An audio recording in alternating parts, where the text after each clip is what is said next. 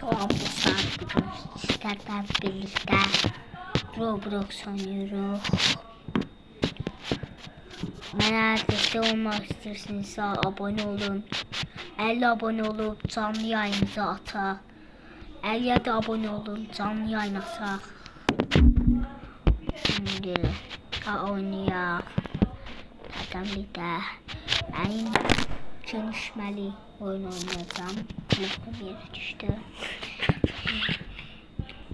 Yanımda Zarife var. O da bir YouTuber'cı. Ona da abone olabilirsiniz. O da kabukka videolar zaten çəkir. Roblox'ta Çəkir. Biz de sizlerle birlikte çalışmalı oyun oynayacağız.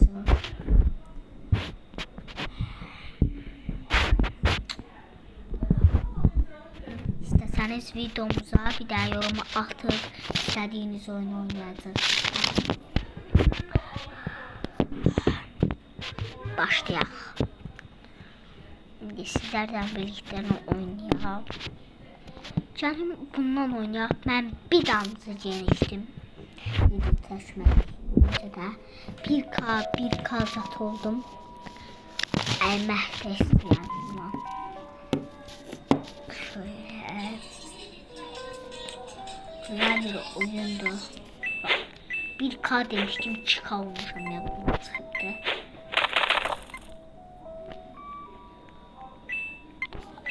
İkinci dünyaya getdim hemen. Oraya 100 kupa istəyirmiş. Mən də elə biləm ikinci dünyaya getdim ya. 100 kupalık bir tanesi var. Benim 15 kupam ya. Yaşar. Ha. Adım maalesef çok sarı. Cidden. Azerbaycan ama çocukta başlayalım. Elmen erkendim. Bilme çok sen tependen vura.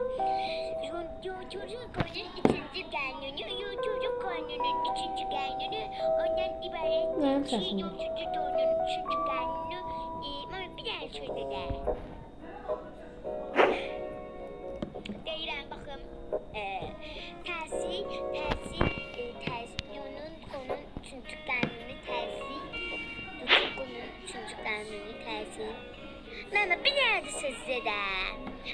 Çık. Daha ben sıkırma olacağım. Benim tepem tasma attırma ha. Yarış 1 like kalıbdı. Onun eləyəndə 881 like kalıbdı.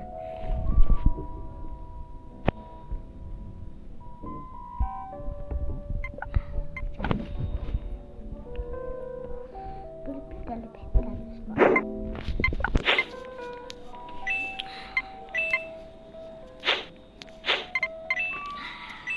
Her gün video taşıyacağım ben de artık.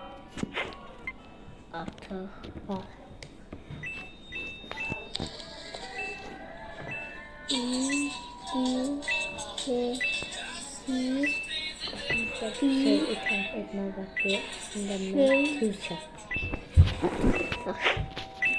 Uşaqlar, sizlerle birlikte yaşarsa.